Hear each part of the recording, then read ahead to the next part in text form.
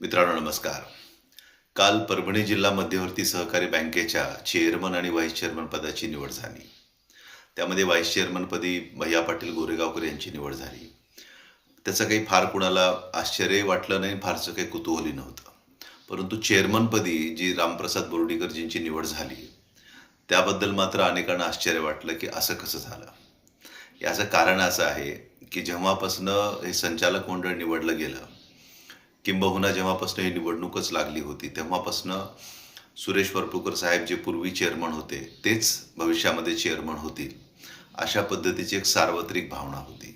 परंतु त्या सार्वत्रिक भावनेला धक्का देत बोर्डीकर साहेबांची जी निवड झाली, त्यामुळे अनेकांना आश्चर्य वाटलं.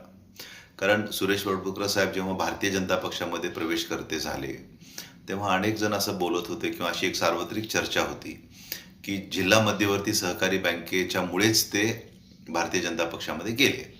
म्हणजे पूर्वी जी त्यांची कारकीर्द राहिली आहे त्याबद्दलचे काही विषय असतील आणि भविष्यामध्ये पण तेच चेअरमन होतील किंवा त्यांना चेअरमन व्हायचं आहे, म्हणून ते भारतीय जनता पक्षामध्ये गेलेत, अशी पण एक चर्चा होती. परंतु या सगळ्या चर्चेला अतिशय आश्चर्यकारक असा धक्का लागला काल, जेव्हा रामप्रसाद बोर्डीकर साहेब हे चेअरमनपदी त्यांची निवड झाली. कारण मागच्या 3 दिवसापर्यंत तरी फारसा काही हा विषय नव्हता आणि असं वाटत होतं, की सरळ मार्गी सुरेश वरपुडकर साहेबांची निवड होईल. परंतु 2-3 दिवसामध्ये असं काही घडामोडी घडल्या परभणी जिल्ह्यामध्ये अंतर्गत, की त्या सगळ्या घडामोडींच्यामुळे आणि जे आमदार मंडळी होती तिथली, पाथरीचे आमदार राजेश विटेकर असतील, गंगाखेडचे आमदार रत्नाकर गुटे असतील किंवा इतरही जे काही आमदार मंडळी होती, त्यांच्या सर्वांच्याच पाठिंब्यामुळे आणि बोर्डीकर साहेबांनी तर असं सांगितलंही, की सगळ्यांनीच मला खूप आग्रह केला आणि म्हणून मग मी या गोष्टीचा विचार केला आणि सगळ्यांनी मला सांगितलं, असं त्यांनी शब्द वापरला, की तुम्ही कुणाला काही बोलू नका, काही शब्द देऊ नका, काही हो नाही म्हणू नका, आमचं आम्ही सगळं बाकीचं बघून घेतो. याचा दुसरा अर्थ असा आहे, की या सगळ्यांना असं वाटत होतं, की सुरेश वरपुडकर साहेब हे चेअरमन होऊ नयेत. कारण सरळ मार्गी चाललेली गाडी जेव्हा दुसरीकडे वळवली जाते, तेव्हा त्या गाडीमध्ये त्या मार्गावरती ही गाडी जाऊ नये, अशीच इच्छा असल्याशिवाय का माणसं दुसऱ्या मार्गावरती गाडीला वळवतात. तर त्या अनुषंगाने वरपुडकर साहेबांची निवड न होता बोर्डीकर साहेबांची निवड झाली. आता आपल्या सगळ्यांना, ज्यांना ज्यांना परभणी जिल्ह्याचं राजकारण कमीत कमी माहिती आहे, त्यांना वरपुडकर आणि बोर्डीकर या दोन व्यक्तींच्या मधलं राजकीय साख्य हे सगळ्यांनाच माहिती आहे. कारण मागच्या 2-3 दशकापासून तरी कमीत कमी परभणी जिल्ह्याचं राजकारणच बोर्डीकर विरुद्ध वरपुडकर या अ, या मार्गावरती चालत असतं किंवा यांच्या भोवती फिरत असतं. त्यामुळे हे दोघेही जेव्हा आता एकाच पक्षात आलेले आहेत, तेव्हा हे कसं ह्यांचं जुळून जायचं आणि कसं दोघांचं एकत्रित राजकारण एकाच पक्षात, एकाच जिल्ह्यात चालायचं, याचं आश्चर्य अनेक जण व्यक्त करत होते आणि त्या आश्चर्याचा अनुभव कालच्या या निवडीमधून आला.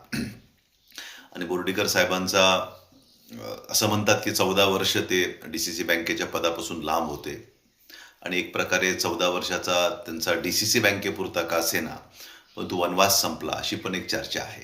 आता ते का नव्हते, त्यांना कोणत्या कोणत्या पद्धतीचे निर्बंध घातले गेले होते, हे सगळ्यांनाच माहिती आहे आणि ते निर्बंध का घातले गेले होते हेही सगळ्यांनाच माहिती आहे.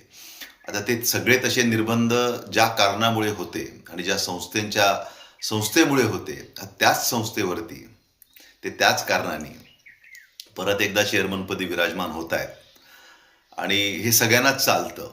जिल्ह्यातले जेवढे आमदार आहेत ते सगळ्यांनाच चालतं आणि मग परभणीचं सहकार हे कोणत्या मार्गावरती आहे, असं म्हणतात, की जिल्हा मध्यवर्ती सहकारी बँक ही सहकारामधली किंवा शेतकऱ्याच्या जीवनातली ती विहीर आहे, ज्याच्या पाण्यावरती, ज्याच्या पाण्याच्या पुरवठ्यावरती शेतकरी समृद्ध होतो, सहकार समृद्ध होतो.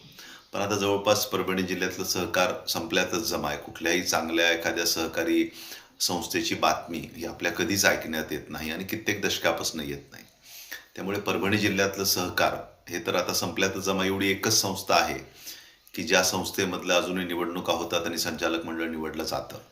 परंतु त्याही संस्थेमध्ये ज्यांना ज्या कारणासाठी ज्या संस्थेतनं निर्बंध घातले गेले होते, ज्या कारभारामुळे निर्बंध घातले गेले होते, आता त्याच संस्थेचा तेच कारभार पाहणार आहेत. आणि मग या सुद्धा DCC बँकेचं किंवा या सुद्धा सहकारी संस्थेचं भवितव्य काय आहे, हे सांगण्यासाठी ज्योतिषाची गरज नाही. फारसं काही वेगळं होणार नाही, पूर्वी जे झालं तेच इथे होणार आहे. मी एकदा आमच्या गावची म्हणजे तांदूळवाडीची विविध कार्यकारी सोसायटीची निवडणूक लढली होती आमचं पॅनल करून आणि निवडूनही आलं होतं, लोकांनी निवडूनही दिलं होतं. आमचा चेअरमन पण झाला होता. पण त्या 5 वर्षाच्या काळामध्ये मी पाहिलं की शेतकऱ्यांना आम्ही साधा छोट्या छोट्या गोष्टीसाठी सुद्धा कर्ज पुरवठा सुद्धा करू शकत नव्हतो.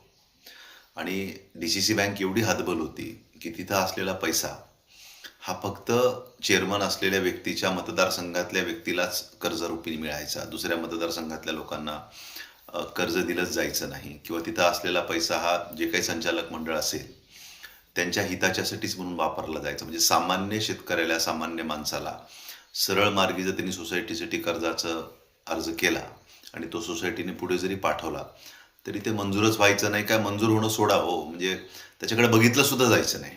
इतकं दुर्लक्ष, इतका आत्मकेंद्रितपणा आणि संस्था ही फक्त आपल्या स्वतःच्या स्वार्थासाठीच चालवली पाहिजे अशा पद्धतीचा दृष्टिकोन. एकीकडे मी लातूरची जिल्हा मध्यवर्ती सहकारी बँक पाहत होतो, जी दिलीपराव देशमुख साहेबांच्या नेतृत्वामध्ये चालायची आणि ती कशी सर्वसामान्य शेतकऱ्याला जिल्हाभर, तालुक्यामध्ये आणि खालच्या स्तरापर्यंत, खेड्याखेड्यांपर्यंत कशा पद्धतीने शेतकऱ्यांना समृद्ध करते, सगळ्यांना कसा सारखा न्याय दिला जातो. आणि इथं मात्र फक्त आपला विधानसभा मतदारसंघ, आपले संचालक, त्या संचालकांचे बगलबच्चे, संचालकाच्या संबंधितले लोक यांनाच असलेल्या पैशांचा पतपुरवठा केला जातो. अशा पद्धतीचा अनुभव मी घेतल्यानंतर ठरवलं की ही निवडणूकच इथून पुढं आपण विविध कार्यकारी सोसायटीची लढायची नाही. कारण विविध कार्यकारी सोसायटीची निवडणूक लढण्याची 2-3 कारणं असतात. पहिलं तर आपल्याला असं वाटतं की ही जर सोसायटी आपल्या ताब्यात राहिली तर आपण शेतकऱ्याला कर्ज देऊ शकू, पतपुरवठा करू शकू, त्याला समृद्धी आणू शकू. दुसरी असते लोकांचे इंटरेस्ट की जिल्हा मध्यवर्ती सहकारी बँकेच्या निवडणुकीमध्ये जे संचालक पाठवायचे असतात तिथं कधीतरी कुणाला तरी उभं राहायचं असतं किंवा त्या निवडणुकीमध्ये मतदान करण्याचा अधिकार आपल्याकडे घेऊन त्या बदल्यामध्ये मग तुम्हाला माहिती आहे काय काय मिळतं ते पदरात पाडून घ्यायचं असतं. मला कसाही असा इंटरेस्ट नव्हता, कारण की असल्या प्रकारच्या जिल्हा मध्यवर्ती सहकारी बँकेमध्ये संचालक म्हणून जाण्यात मला काहीच रस नव्हता. ज्या मध्यवर्ती बँकेमध्ये कधी पुन्हा आपल्याला हे कळेल की आपण जे सह्या केल्या होत्या बोर्डाच्या मीटिंगमध्ये त्याचं काहीतरी अंगलट आपल्या मागे आलंय आणि मग अनेक जण मोठमोठे लोक जेलमध्ये गेलेत, अनेक संचालकांना वरती केसेस चालू आहेत हे आपण पाहतो. तेव्हा माझं ठाम मत होतं की मध्यवर्ती सहकारी बँकेचं संचालक व्हावं तर लातूरसारख्या जिल्हा मध्यवर्ती सहकारी बँकेचं संचालक व्हावं, जिथे की संचालकावरती कसलंच बलांड कधीच येणार नाही. परभणीसारख्या जिल्हा मध्यवर्ती सहकारी बँकेच्या मध्ये संचालक होणं म्हणजे एखाद्या बलांटाला निमंत्रण देण्यासारखं आहे हे मी जाणून होतो. म्हणून मला तोही इंटरेस्ट नव्हता. आणि मतदानाचा अधिकार आपल्याकडे घेऊन काहीतरी पदरात पाडून घ्यायची माझी वृत्ती पण नाही. तसले चिल्लरधंदे मी करत नाही. मग तिसरा प्रकार राहिला शेतकऱ्याला पतपुरवठा करून समृद्ध करण्याचा, तो होतच नव्हता. त्यामुळे मी नंतर त्या निवडणुकीमध्ये रसच घेतला नाही. कारण राजकारण हे लोककल्याणासाठी करायचं असतं ही शिकवण आदरणीय विलासराव देशमुख साहेबांनी, दिलीपराव देशमुख साहेबांनी आम्हाला दिलेली आहे. त्यामुळे जर लोककल्याण हे राजकारणाच्या माध्यमातून, निवडणुकीच्या माध्यमातून आपण करू शकत नसू, होत नसेल तर तशा निवडणुकीमध्ये आपण भाग घ्यायचा नाही, अशी माझी सरळ साधी भूमिका आहे. मी जर तुमच्या जीवनामध्ये काही फरक करू शकत नसेल, काही प्रगती करू शकत नसेल, काही परिणाम चांगला माझ्यामुळे तुमच्या जीवनात होत नसेल तर मला तसल्या प्रकारचं राजकारण करायला आवडत नाही. माझं निश्चित असं मत आहे की मी जर कोणत्या निवडणुकीत भाग घेतोय, कुठं पॅनल उभं करतोय किंवा काही करतोय तर त्या माध्यमातून मला तुमच्यासाठी काहीतरी करता आलं पाहिजे. आणि करू शकत नसेल, काही हातबल तर मला जाणवलं ते मी बाजूला सरकतो. नेहमीच आपलं घोडं पुढं दामटत राहावं अशा वृत्तीचा माणूस मी नाही. कधी कधी आपलं घोडं कडेला पण लावून ठेवलं पाहिजे. कारण जर आपण ती रेस जिंकू शकत नसू तर त्याच्यामध्ये भाग घेण्यामध्ये मला वाटत नाही की काय अर्थ, म्हणून त्यातनं बाजूला राहिलो.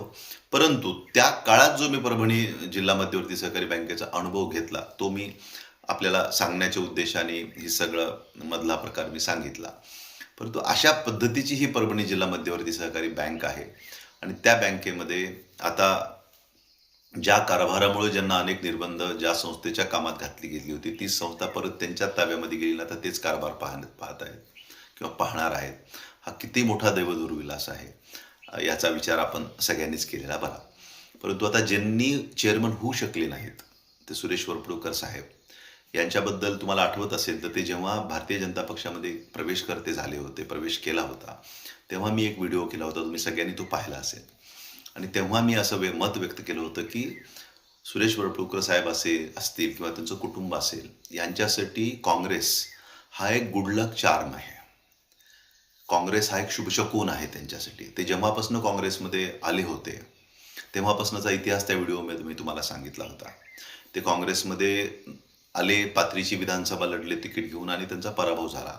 त्यानंतर त्यांच्या कुटुंबाच्या एका सदस्याचा मला फोन आला की आता आम्ही पुढं काय करावं. तेव्हा मी त्यांना असं सुचवलं होतं की तुम्ही घाई करू नका, दुसऱ्या कुठल्या पक्षात जाण्याचा निर्णय घेऊ नका, काँग्रेसमध्येच राहा आणि इथं राहूनच तुमचं सगळ्यांचं भलं होईल. कारण काँग्रेसला एका सक्षम जिल्हाध्यक्षाची गरज आहे आणि तुम्हाला एका सक्षम पक्षाची गरज आहे. तर साहेब काँग्रेस पक्षाचे जिल्हाध्यक्ष होतील आणि तुमचं राजकारण सगळ्यांचंच खूप चांगल्या मार्गाला लागेल आणि तुमचं खूप कल्याण होईल काँग्रेसमध्ये राहून. कारण यापूर्वी म्हटलं एकदाच तुम्ही खासदार झाला आणि ते काँग्रेस पक्षाकडनं झाला होता, असं त्यांना मी संदर्भ दिला होता. त्यामुळे काँग्रेसमध्ये जर तुम्ही राहाल तर तुमचं भलं होईल. आणि हेही सांगितलं होतं की काँग्रेसमध्ये राहताना तुम्ही अशोक चव्हाण साहेबांच्या लिंकमध्ये राहा. आता मी लातूरच्या लिंकमध्ये राहा, देशमुख कुटुंबाच्या लिंकमध्ये राहा असंही सांगू शकलो असतो, परंतु मी कुणालाही चुकीचा सल्ला देत नाही आणि गटातटाचं राजकारण पक्षहितामध्ये मी कधीही करत नाही. त्याच्यामुळे ज्याच्यासाठी जे योग्य असेल ते त्याला सुचवत असतो. परभणीपासून नांदेड हे जवळ आहे, ॲक्सेसेबल आहे. त्यामुळे त्यांना मी म्हणालो की तुम्ही चव्हाण साहेबांच्या संपर्कात राहा आणि ते संपर्कात गेले.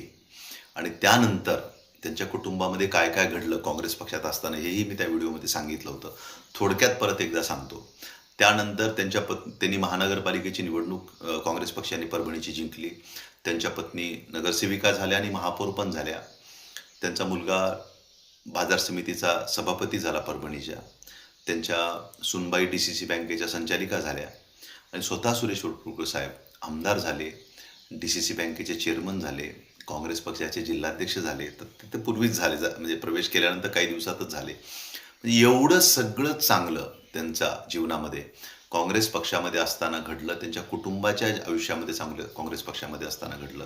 म्हणून काल जेव्हा त्यांची निवड झाली नाही चेअरमन म्हणून, तेव्हा मला या सगळ्या पूर्वीच्या गोष्टी आठवल्या आणि असं वाटलं की तेव्हा जे मी म्हणालो होतो की काँग्रेस सोडून त्यांनी भारतीय जनता पक्षात जायला नको होतं. कारण काँग्रेस त्यांचा गुडलक चार्म होता, एक सौभाग्य काँग्रेस त्यांच्यासाठी होतं. काँग्रेसमुळं हे सगळं त्यांना मिळालं मी असं म्हणत नाही, परंतु काँग्रेसमध्ये असताना तर निश्चितच मिळालं, ह्याला आपण नाकारू शकत नाही. काँग्रेसमुळेही मिळालं असं म्हणू शकतो, कारण पक्षाने त्यांना पूर्ण संधी दिली, पक्ष त्यांच्या ताब्यात दिला. ते या जिल्ह्यामध्ये काँग्रेस पक्षाचे मालक होते, ते करतील ती पूर्व दिशा होती.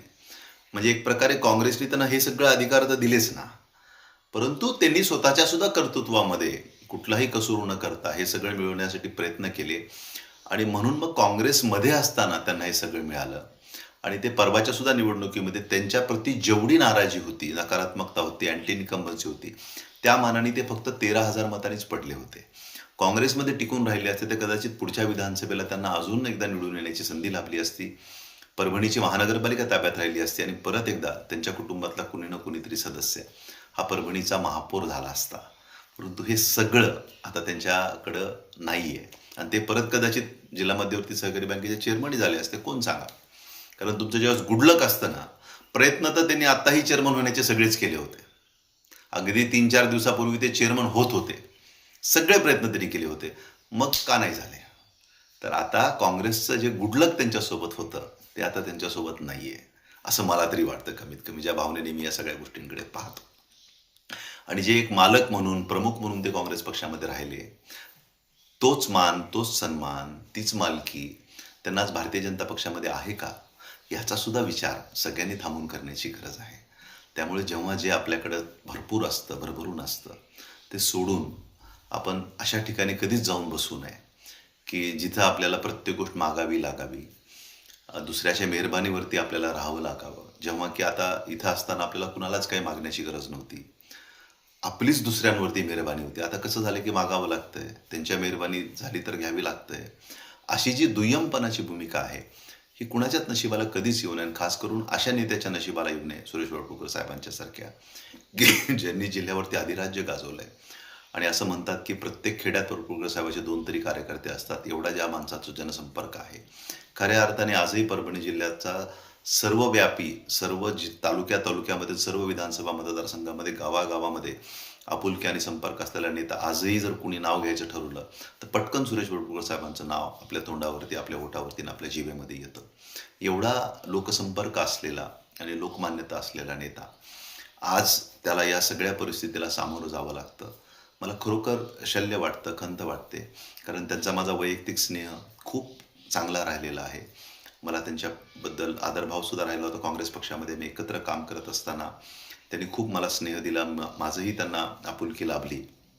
त्याच्यामुळे थोडंसं मला खंत आणि शल्य वाटते, की हे काय त्यांच्या आयुष्यामध्ये घडत आहे. आता ते किंवा त्यांचं कुटुंब किंवा त्यांच्या कुटुंबातले सदस्य कोणत्या गोष्टीवरती खुश आहेत आणि आनंदी आहेत मला कल्पना नाही. परंतु त्यांच्या जीवनामध्ये त्यांच्या जीवनामधला जो एक गुडलक चार्म होता, जे एक सौभाग्य होतं, जे ते काँग्रेस पक्षामध्ये असताना त्यांच्यासोबत होतं, ते कुठंतरी आता हरवलं आहे असं मला वाटतं. आणि म्हणूनच 3 दिवसापूर्वी चेअरमनपदी निवड होईल त्यांचं असं असलेलं वातावरण किंवा निवडणूक लागल्यानंतर ती झाली, त्याच्यानंतर संचालकांची निवड झाली. त्या पूर्ण प्रक्रियेमध्ये चेअरमन वरपुडकर साहेबच होतील, असं असलेलं वातावरण असताना सुद्धा ते चेअरमन होऊ शकले नाहीत. हेही तेवढंच मोठं सत्य आहे.